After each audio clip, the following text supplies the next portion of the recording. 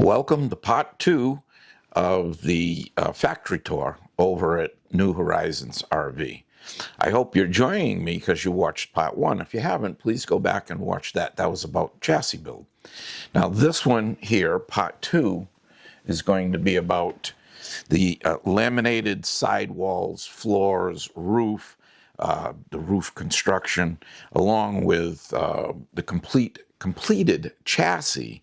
Now, it's not part of the entire unit yet, but it is completed to the point where it's ready for walls to be mounted to it. That would be the next thing. So there's tanks in it. There's wiring has been done. Hydraulics have been done. You get to see how big the storage area is. Just a lot of general information that, well, might help you if you're thinking about buying a new RV. So let's get on to part 2. No afterthoughts. Well, you got to work it out. You got to work it out on paper. If it works on paper. We'll walk over here and see the aluminum. So steel on the chassis, every other component that you can think about, that's an exterior wall, a slide part, all the things that would not be an interior wall, which is a 2x4 wall, is built out of thick wall aluminum. So like here, we'll see they're building, they got 2 sidewalls right here. So it's all welded thick wall aluminum. So if you come here, kind of like he was showing you, it's all thick material and it's all welded. We're not doing any brackets, no screws, nothing to vibrate loose or shake out. So these are 2 probably 43-foot walls. They're building a roof over here. We do put wood where the AC is going to go if you do standard rooftop ACs because they're kind of noisy. They have a lot of NVH. We were using aluminum back in the day, and we noticed that our ACs were kind of noisy vibration-wise. Transferring. Yep, because it was transferring through the screws into that aluminum, all that vibration. Yep. So we don't need this structure to be aluminum to have a good roof. So we're like, let's put wood and screw it into wood to keep that NVH down. It's done amazing. So when you do mini splits, you don't have to do this because it's a completely different mechanism. So most of the roofs that we build are going to be just straight aluminum. But if it gets a rooftop AC, they're a little noisy. We want wood in there. Okay. So it's about 4 inches thick. They've got one over here that's already getting finished out and foamed. Before you go, I got one question for you. You're on a roll, but I have a question. So you're welded top and bottom. Yep. Now there's competitors that say, well, we only put a bracket or a weld on one side because we want that it's got to move. They want it to flex, right? Yeah. I don't know if you know this, but aluminum, even if you weld it, the whole thing is flexing anyway. Right. It's everything flexes. So like but even you fiberglass. Want the joint welded top. You want the joint welded tight because if you've only got a joint on one side welded, if that does flex, it's going to sit here and flex. And what if it cracks that really, really small weld you've got on there? That's right. And then all of a sudden there's nothing holding that. It's just floating in the wall. Especially if it's thin wall too. Especially if it's thin wall, because then you're not even having a real good amount of material to make that weld happen. Yeah. So, okay. You said what I wanted to hear. So I would say a big benefit of, and again, helping us build these things so slow, we'd love to build them faster, but we got to build them correctly, is all of our stuff that we build, walls, roof, all slide material, so walls, roof, floors, and slides, are a laminated, bonded roof wall, things like that. So we're using a lamination technique, so it's all hot glue. Okay. So if we're doing a roof like this right here, and this is 200 square feet of roof, there's 200 square feet of glue that goes on this. It goes on the high density foam by DuPont, it goes on all the studs, and the whole thing. So delamination, open air pockets for condensation, things like that. I don't have just glue on studs every 16 inches or whatever they decide to do in their design. It's everywhere. It's the whole wall. So is it a pinch roller system or is it in a bag? Nope. So it's a pinch roller system. So we're not doing any vacuum bagging. So it's got a it's a system that requires things to happen very fast, almost like a dance. You've got to do it perfectly because the setup time on that glue is only so long. Yep. So they run that glue machine, they get some guys back here, and they put this thing out. It's like watching a dance when they're going back and forth and getting this done. And then within minutes of it being on there, it's through the pinch roller, bonded a couple times, and it's done. So, and that's all the components for slides. That's the roof, the floors, the sidewalls, everything you can think of that you're stepping on, standing on, walking in, except for interior walls that are 2x4 walls. Right. But an exterior wall would have the same process. Yep. Foam-wise, that DuPont, we're using an actual high-density foam. So I think it's becoming more popular now to people try to get into foam that they believe is solid foam. It looks like styrofoam cups. It's kind of a beaded foam. Yep. It's not the true same. high density foam is about as far as you can go. Other foams that are not pre-condensed already and not high density, not like they're going to have bad, R ratings or bad insulation, but you densify it all down. I think what you're talking about is maybe failure down the road somewhere on the other stuff. It's just insulation can value. Water bother it? The other stuff? No. Not the high density, but I don't know as much about that material as far as water. Okay. All I know is if you get water in your walls, it really doesn't matter what's in it. It's probably a bad idea. Yeah. Yeah. But once you've got all this bonded, we'll show you on like a side window over here, not having to shove things in the walls, no batting in the walls to fall down, things like that. Right. It's going to be a big benefit. Okay, so, good. He'll start laying out lights and running wires in the roof here. So how do we cut for the lights? Hole So saw? he uses a router. Okay. He's going to run, once he wires everything out, he's going to run a router down here and cut channels in for all the lights. Okay. So when he comes back, if we come back here in a day, he's going to have a bunch of little, what looks like ant channels that are just channeled out in the foam that he can lay his wires into. And then this is going to be the soft touch for the roof that goes on top of this. Okay. So we're looking at the inside. We're looking at the inside, yep. This will get, so you understand, it's going to get flipped over, right? Yep. So just like a roof or anything else, all your slide parts are also laminated. So like this is a sidewall, and it's all solid. Windows in an RV use a pinch mechanism. Yep. And they pinch on a ring. Correct. And where I kind of like to harp on doing the foam like this is windows are gonna fail. I buy nice windows, but you can only buy so nice of a window. It's gonna fail no matter what. When it does fail and it starts letting water inside, I want to know that as soon as possible. Okay. And if I've got an open roof with wood in here and batten insulation, if that window starts leaking and pouring water into my wall, and I don't know until it gets to the inside, probably already too late. Yeah. But if I've got this, which is not going to let water come in, when that window leaks, water immediately comes inside and goes down to my nightstand. And then I know I got to go fix the window right now. Not after I've already intruded the whole wall with water, and now I've got to do a lot of work to try to fix that. So what do we have here? Is this Luan here? Yep. So you got outside fiberglass, the gel coat on Luan, and then you've got our 1.5 inch foam in here, and then you've got inner wall board. Okay. So this would be your slide wall. That's also the same for the roof and for the slide floor. On flush floors, it's a little thinner. It's 3/4, but it's aluminum substructure, a thick wall, and then it's got its own insulation in it. And then on the floor, you've got 5/8 plywood, and you've got 1/2 inch hardwood. So by the time you get done, even the floor is a really good chunk of insulation in its own. Okay. So what are we looking at here? A slide? So yes, this is a bed slide laid on its back. So this is the back side. Yep. This is the window sideways. That's your bed overhead and the floor in there.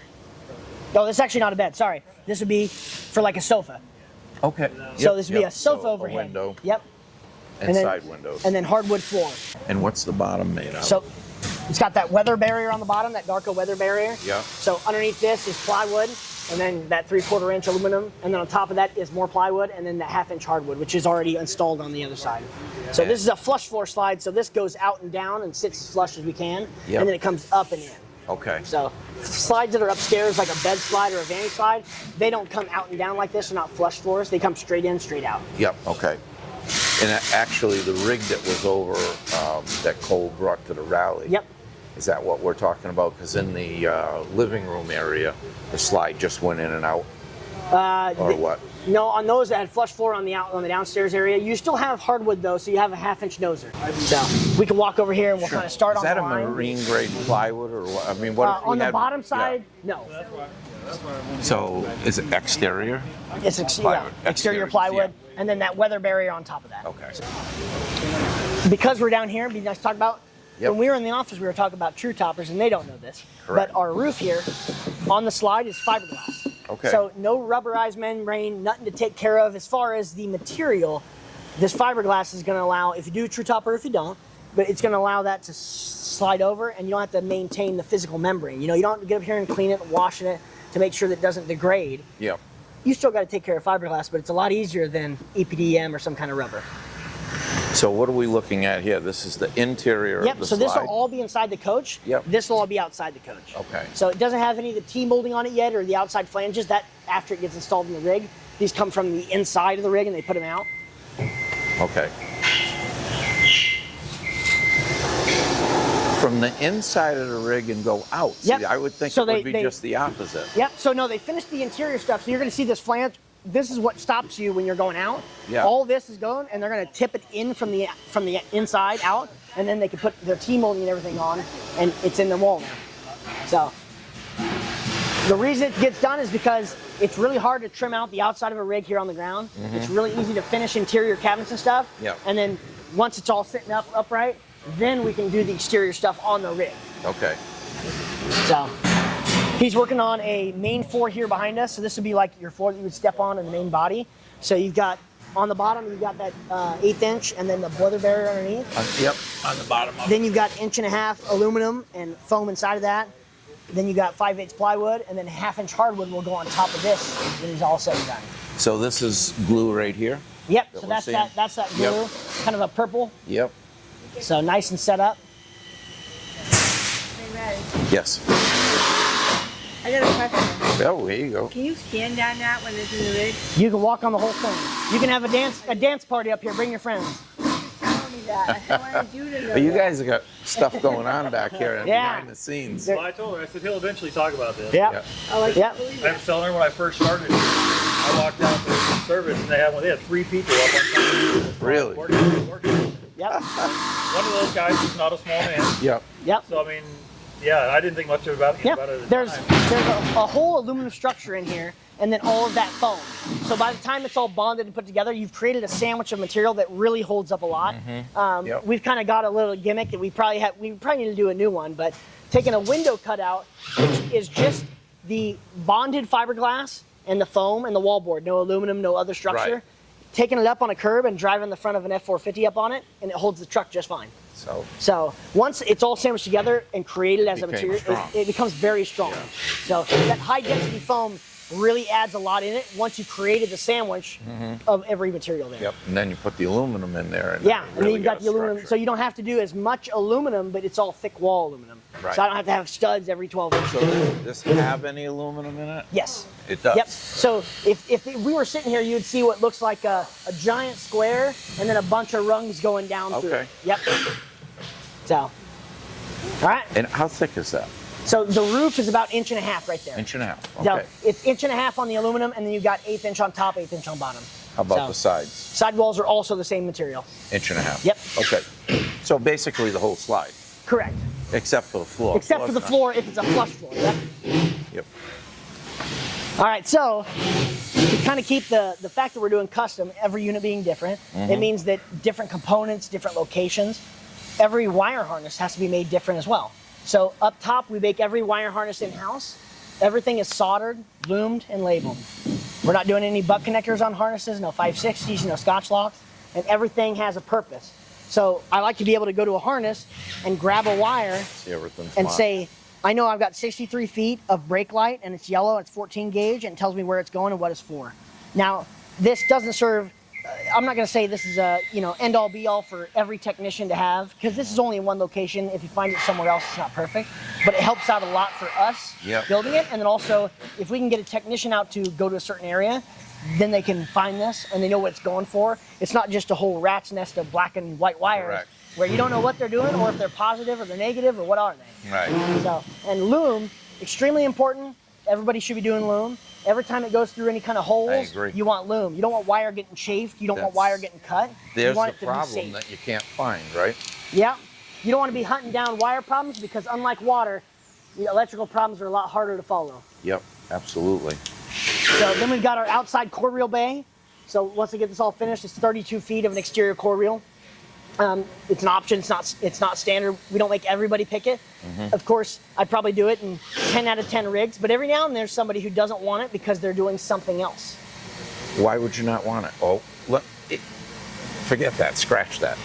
What would the option be if you don't do that? If you don't do this, you can get a standard style socket plug on the outside. But I do have We some don't wanna do customers that, do we? who go and do what's called a smart plug, which is a direct plug-in style. It's something relatively new, and I definitely do it over the socket style plug. But for someone who's not liking the cord reel, or just already has cables they carry around, or already has a smart plug system, they might want to do something like that.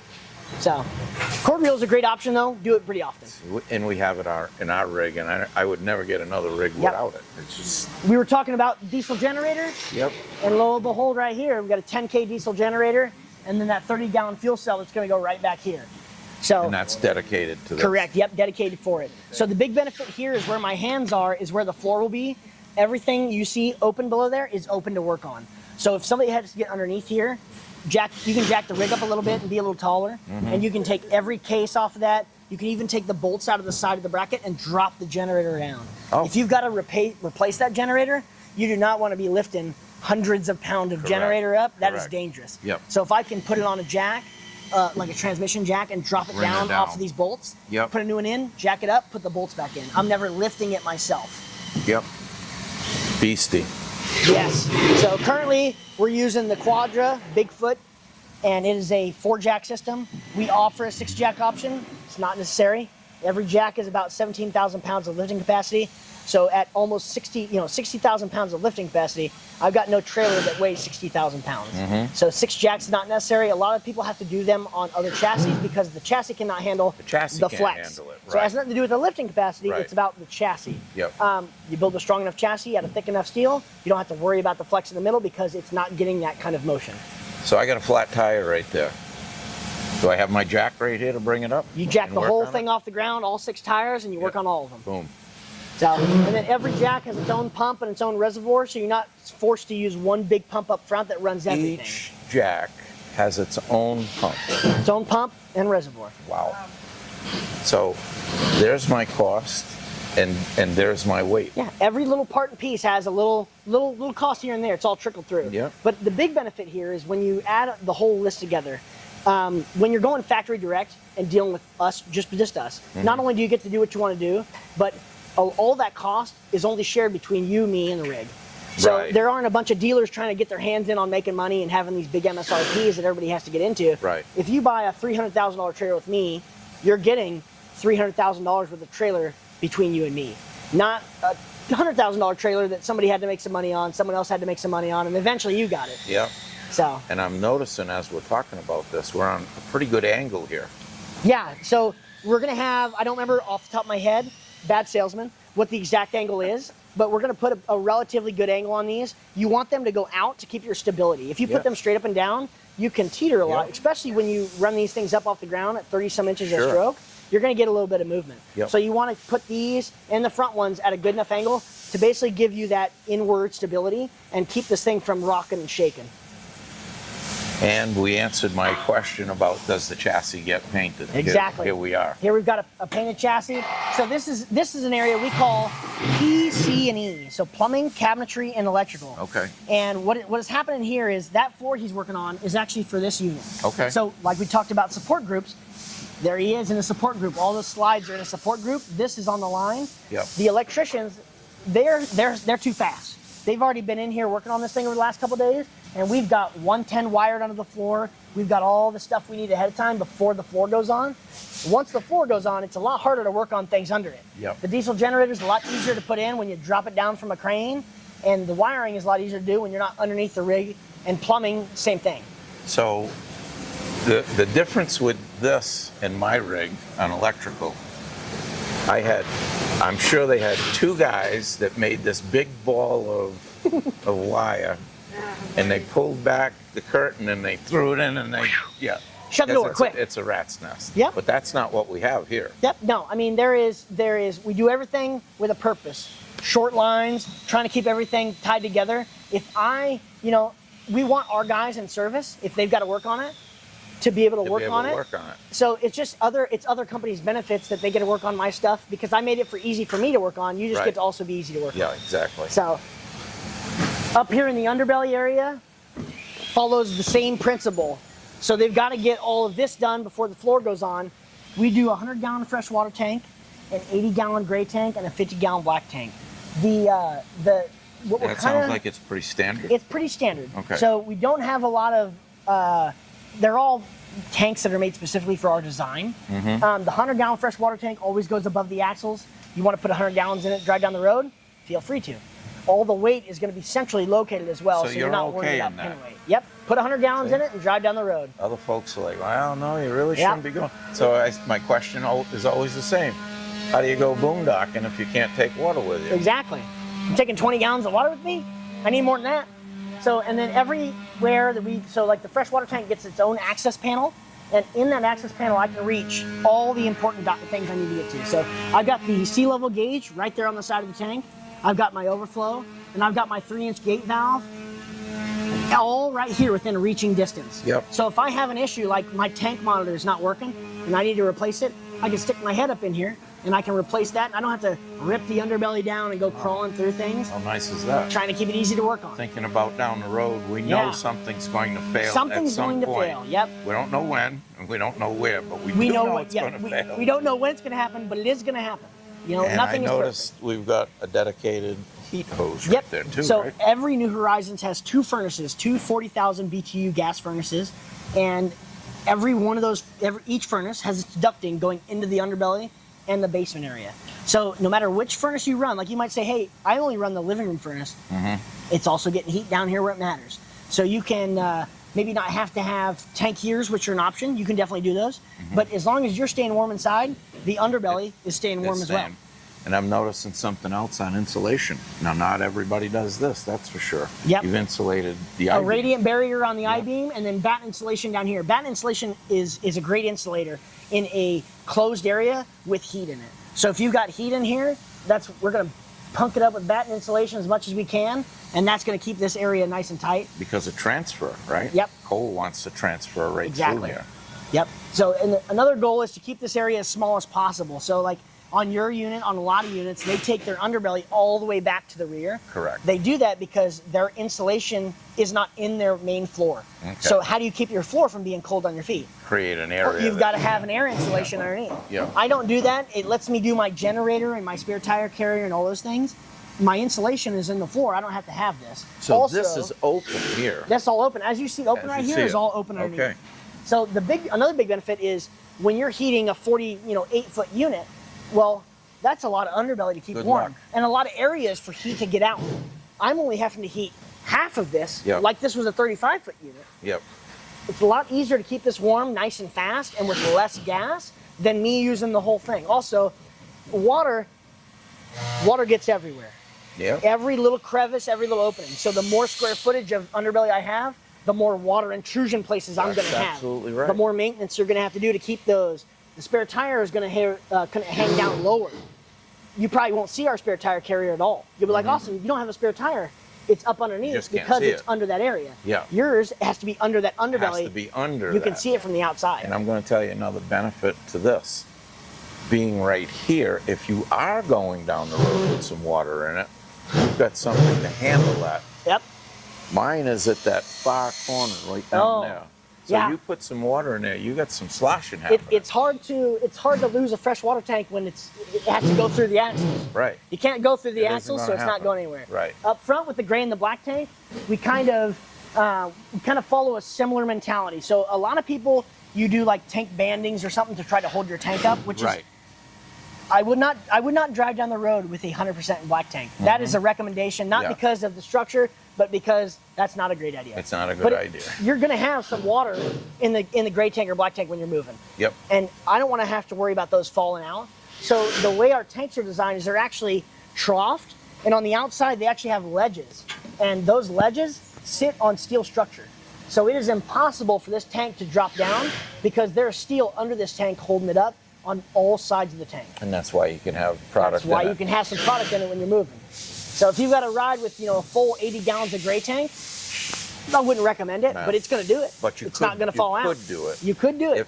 If let's say in you a were pinch, boondocking, in a pinch. and now you got to go empty. Yep. And you got to go down the road for maybe 5 or 8 miles Yeah. to do that. You don't have to worry about you bands can safely letting your do it. tank go. Right.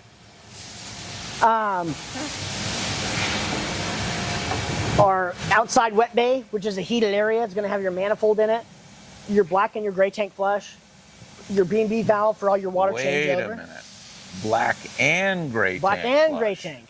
A lot of You people don't see that often. You don't see it often, and I would say it's to some people maybe not a necessity, Mm-hmm. but gray tank is not exactly a clean, perfect system. That's Food correct. particles, things Yeah, like that are going to get down absolutely. there. And maybe you forget to flush it out. Maybe you forget to dump it, and it kind of sits in there and gets to kind of Yeah. work some things up. Putting some water in there and being able to flush it out. Yeah. It's easy to do, so you might as well have a fresh tank or a gray tank drip. So you've got one, but how many tanks do we have? Only one tank. Each tank is a single tank. This one tank fresh tank, one black tank, one gray tank. No separate tank system. Nothing balanced together. Less plumbing. Yeah. There is physically very, very little plumbing when it comes to drains and things like that. So even our black and gray tank Less here, chance of leaks. they only exactly less fixtures, less plumbing, less chance for leaks. So there's only about probably 7 feet of plumbing on the drains for the black and gray tank combined. It comes right out into a gate valve, into a Y, out of the rig. So there's less plumbing hanging down underneath for road debris to hit, for things to go bad and bend and shake. So, and it happens. It's not a chance of if, it's a chance of when. It's when. So you'll have your cable hookups out here for satellite, an outlet, your sea level, which is going to be your tank monitors, which also reads out to the Firefly inside. We have it. Love it. It didn't come with it. Yeah. I put it on, and it's the best thing I ever did. Yep. Those sensors are so much better than in-tank sensors, which are going to get gummed up, going to get dirty, going to read bad. And what do you do with them? It's hard to replace. It's hard to work on. You never knew anything. Even if you get a bad sea level sensor, you just rip it off like a Band-Aid, and you put a new one on. Yep. And it's on the outside of the tank. Yep. Basement-wise, basement floor is laminated aluminum with 3/4-inch foam in it, and it's thick wall as well. So the basement has its own insulation. So if you'd ever get put in the doghouse and you got to sleep out here, it's not that bad. That's why I'm paying attention. Not that bad. So this one is not getting a mini split option, so they'll have access from both sides of the basement storage. Okay. This is huge. This is a pretty big basement. Yeah. Now, we've got, I told you about our standardization changes we've kind of started making. One of those was furnace placement. So I've been here a decade. I haven't been doing sales for a whole decade. I started working in the back, figuring out how to make these, and you get a little too smart and they put you somewhere else. I was going to say that makes you a better salesman. Having the knowledge, not just learning about it, but I was doing it. Doing it. And way back in the day, we had a lot of customers who would build these intricate floor plans and let us put furnaces or ask us to shove furnaces in really tight spaces that are really hard to work on. Yeah. And also create really kinky ducts and bad airflow. And we'd have a really beautiful rig, and you'd be like, my airflow in the back is not all that great on heat. Well, I think that's a little unacceptable. The fact that I let you do it, it's our fault together. But I let you do it, and I shouldn't have. Yep. So a little while ago, we standardized our furnace placement to put one on each side of the basement up here to have good airflow duct. I've got smooth ducting that can go to every place. And on top of that, it's easy to work on right in the basement. And cheap heat, which is an option we offer now, if you wanted to add that on down the road, there's space on the furnace to add that on. So it's not such a big deal if you want to do it down the road. Correct. So if you decide, Austin, I don't think that's for me, and all of a sudden you decide to become a little snowbird that likes to find the snow, and you're like, that cheap heat option Austin talked about, actually, I think it would benefit us, you can get it put on after, and I'm not going to tell you, well, remember where we put that furnace? There's no room to put the cheap heat on. Yeah. Which there are plenty of units as early as 2019 that I can think of where somebody who'd wanted them in the parking lot, the unit's too tight. We designed it with those furnaces shoved in the corner. This thing is beastie. Yep. Is this why we don't have any cracked chassis?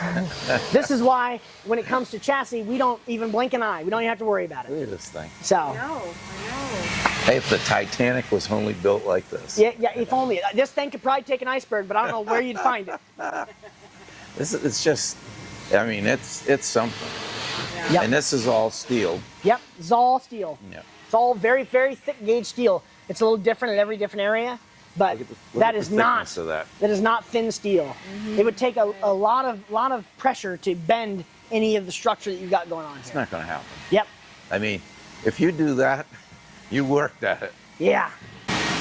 So this is a standard hitch? Yep. So our standard hitch, everybody's a little different, right? We cater to all people, but I have to have something be standard. The standard we do is a solid welded pin box. It's rated for 32,000 pounds. And the reason we do that is because if you're looking for ride quality, and someone asked me, Austin, I want the best ride I can have for the truck and the trailer, a assisted hitch in the truck is the best you can get. So a lot of people, and we offer like Gen Y, those are great options. Is it the best you can have? For ride quality, absolutely not. Okay. Something like a trailer hitch by Hensley or some kind of air-assisted hitch is I going have to give an you ET hitch. exactly. It's going to give you the most ride quality you can have and the most cushion. So you'd want this So with you'd the want ET this. hitch, right? Yep. And you're done. And then you're done. But some people say, well, Austin, I got a shorter rig and I've got a 1-ton dually that I use for a work truck, and I need my bed. So I want to do a gooseneck. Yep. Well, we could do a Gen Y gooseneck that's rated for 30,000 pounds. I would not recommend doing one on a massive trailer at 48 feet. It's going to weigh a lot. Right. But you can absolutely get by with those Gen Y hitches. It's just not going to have quite the ride quality for the truck and trailer that ET or a trailer saver or something like that's going to Correct. have. So let's ask this question. Volvo semi-truck HDT. Yep. Is this set up to go on that Yep. for height-wise? This is what you'd want. Perfect height. Yep. Yep. So, Perfect. It's just not my name on this trailer. yeah, we just got to get a Sharpie in. Yeah, we can fix that. But then Mr. Hume Coleman would not be too happy with it. Well, that completes video 2, and I hope you enjoyed it. If you did, give it yield up yours, maybe subscribe, I'd appreciate it. The next video is going to be the third and final in this series. And this one's going to be about, more about maybe we'll say fit and finish, how cabinetry is built, at which they build it there on site. You're going to see units that are more completed, not fully completed, but again, you get to see the process of building a coach. I hope you're enjoying this. I hope even more so that you're getting something from it if you're considering buying a unit.